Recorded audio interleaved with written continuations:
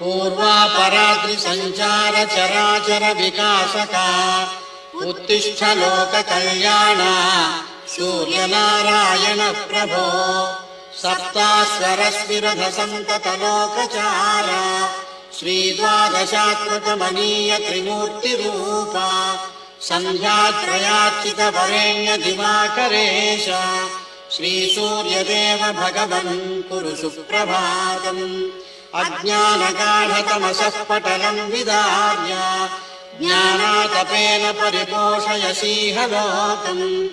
आरोग्यभाग्यमपि सम्प्रददासि भानो श्रीसूर्यदेव भगवन् कुरु सुप्रभातम् छायापते सकलमानवकर्म साक्षिन् सिंहाक्षरास्यधिपपापविनाशकारिन्